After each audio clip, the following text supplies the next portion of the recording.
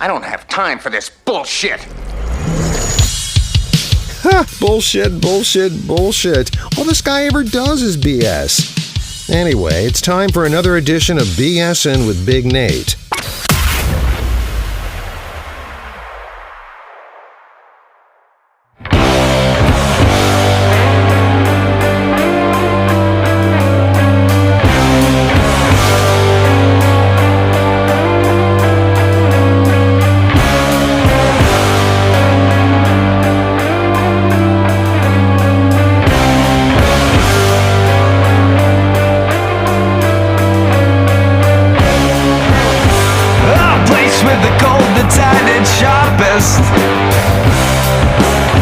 Through the skin, through the bone, as you peer through the darkness.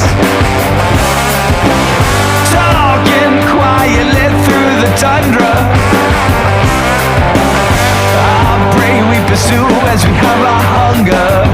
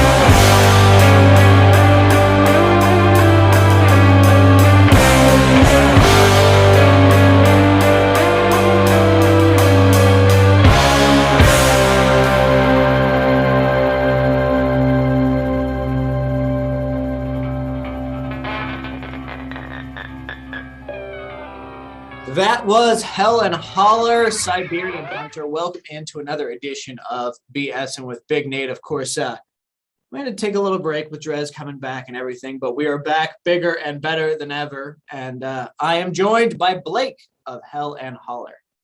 What's going on? Thank you for joining me. First and foremost, before we go any further, I love that track. I love the video that accompanies it.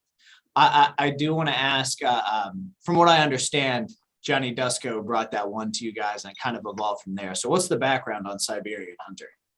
Yeah, so Johnny was, it was two of us that started the band, me and the original drummer, John, one of my best friends. And then Johnny came in, which that was fun for a while to have John and Johnny, But yeah, when Johnny came in, he already had like a bunch of songs. He still does. I mean, you can go on his SoundCloud and like there's like a library, and it varies in like genre even.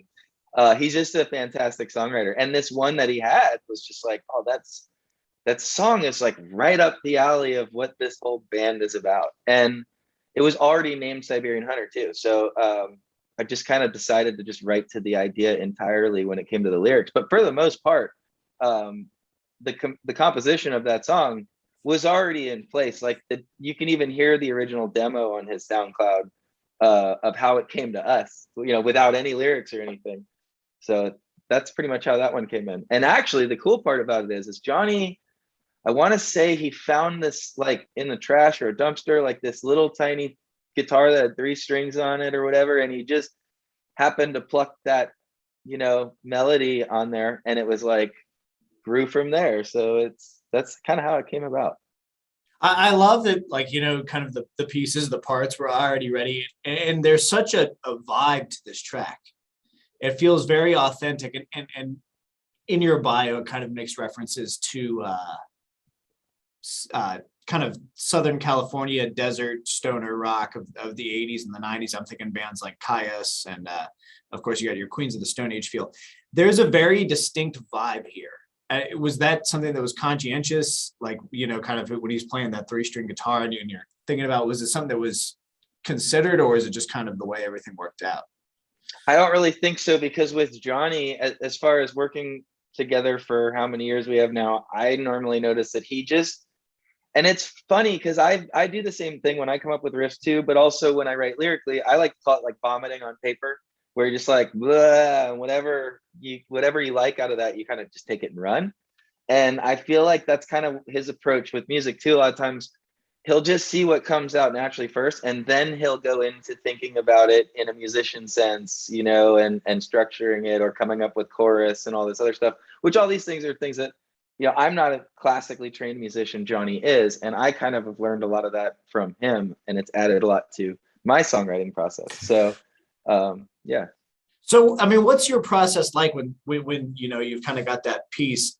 Is that something that's typical? Is that one of you kind of brings something to the table and then you guys expand and evolve from there? Or like, how's the writing process work for you guys usually?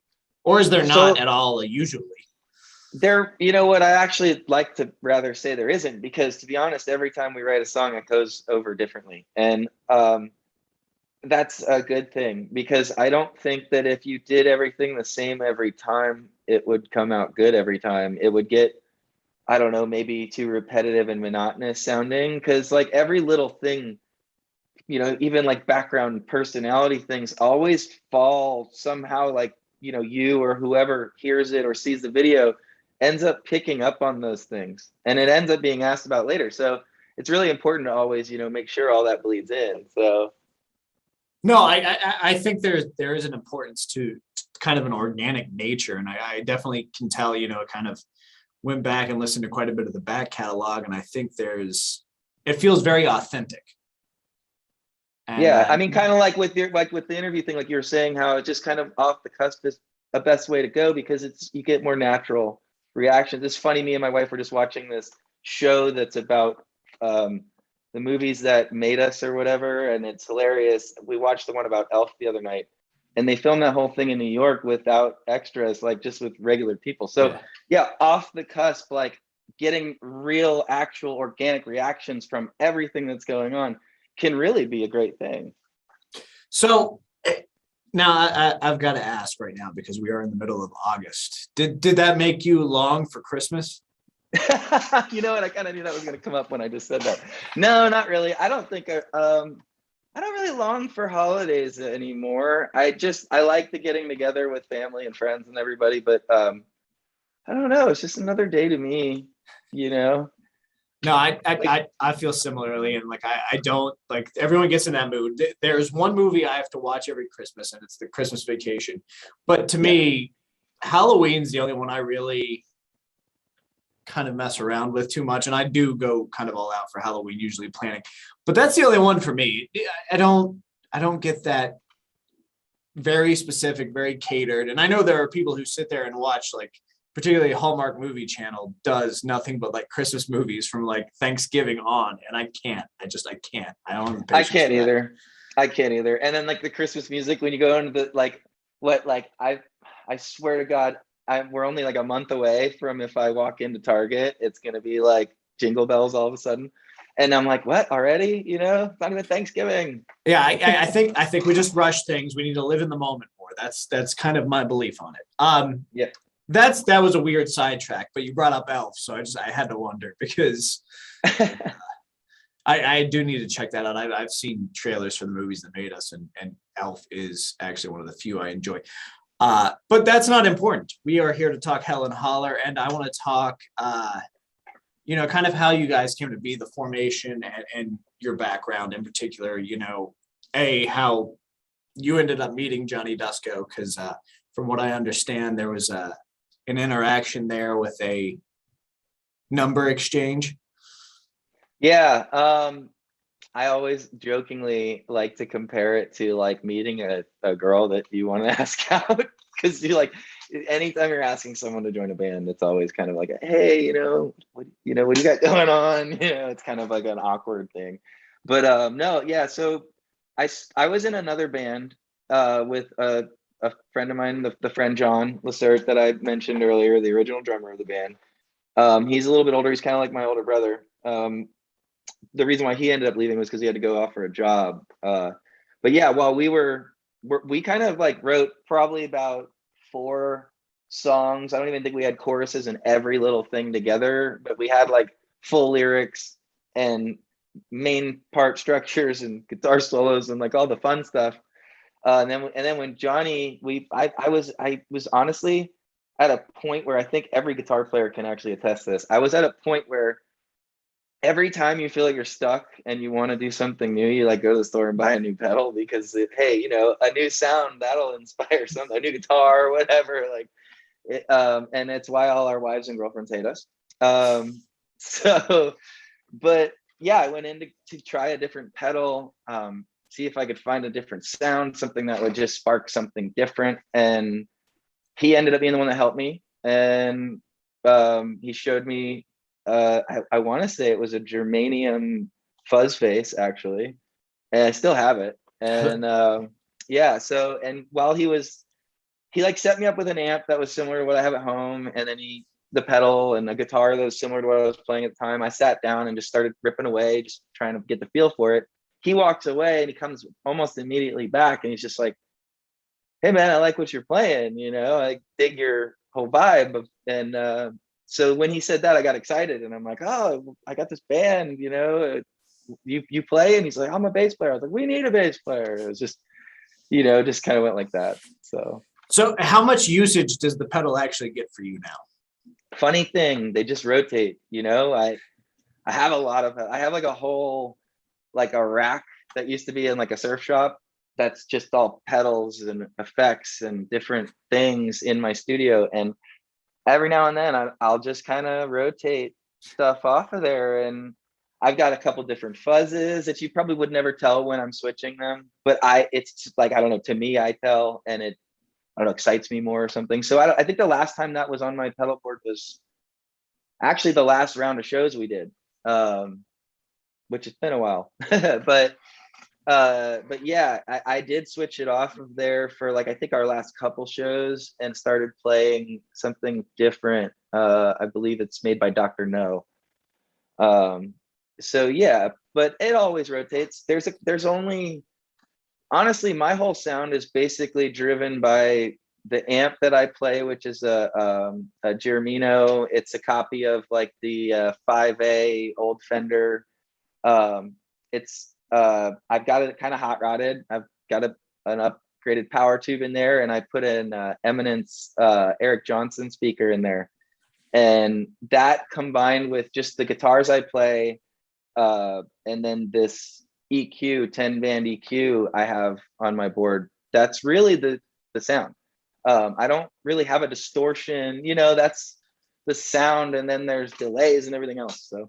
So I mean, kind of when you're considering things, how often are you kind of experimenting and trying new things out? Or like, are you because you mentioned that you kind of rotate and you have that surf rack. Are you experimenting, like kind of behind the scenes at night, just sitting there, with a cold drink and playing around with, oh, this sounds cool sonically. And at that point, like, so if you're playing live, like how committed to those pedals, like maybe we try something else here. I think live is the best time to try it. Like you can sit there in the studio and mess around with it all you want, but it's going to sound different in every other room that you're going to play it in. And also, you don't really know until you try it. So, and trying it necessarily isn't doing it in your closet by yourself, So really kind of getting the reaction. But I mean, I don't think, I spent quite a lot of time in my life, really diving into the guitars deeply. And I think I've just got a pretty good understanding of certain things too. And I know right away when I hear something, whether it's for me or not. And even some things I think sound like they're for me, I'll try and I end up not keeping them or keeping them on the board. So it's really any chance I get really is when I'll try it. So anytime someone's like, hey, I've got this, or hey, I've got this, or if I go into a store for some reason, I don't really go into guitar stores that often anymore. But if I do end up, hey, I want to try that, really just any chance I get. But yeah, I do with my own little collection, I do sit down a lot and just kind of run through it, I like that flexibility and that mentality that, everything is subject to change. Yep. Because life is subject to change. So I really appreciate that. I do want to talk about the video for Siberian Hunter because not a lot of people are putting out great animated videos, and you guys have one. So what was the process like for putting that all together? It was kind of like a little secret dream of mine to produce, like to write an idea and produce it for an animated thing. I've always been intrigued by animation and the processes that go into all the different types of animation. And I'm not going to say what videos, because I think it'll be more fun for people to really like dig in and see where I got my inspirations for it from. But there are some videos out there from some of my favorite artists that they've done some animated stuff that if you really paid attention, you might be able to pick it out, but it's still different and it's its own thing, yeah, so it was a really fun process, just kind of writing the idea based off of the research I did for the lyrics. And then the cool thing is the artist that did all the artwork for it is a good friend of mine, Adam Sheets. He's now the second guitar player in the band, as Ian Pattison, who was in the band, has since left. But so it's cool that the guy that worked on the video with me for almost a year ended up in the band. So him and I basically compiled all the artwork based off of my ideas and what I'd kind of the storyline that we'd put together.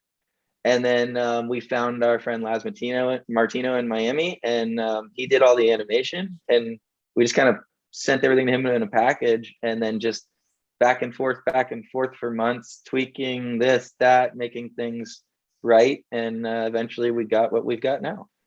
I think it's fantastic. I do want to ask one kind of final question is, what does the future hold for Hell and Hollar? A lot of things. We were about to get back on the road here in September, and due to some circumstances I can't really discuss, we're having to just step back a little bit. We do still have some stuff on the table. We're going to play a show in November here. Probably will announce some stuff before then as well. But for now, we're kind of taking advantage of the time and the opportunity to really dive into finishing this catalog of jams and ideas that we've laid down in the studio that are all fantastic songs that just need to get finished. So we're kind of just working on that right now. It's a lot of creating, which I think is my favorite part, aside from like the studio and the shows. I guess it's all my favorite part, but no, I mean, it's obvious. It's very much so a lot of passion there. Of course, I've been chatting with Blake, BSing with Blake even.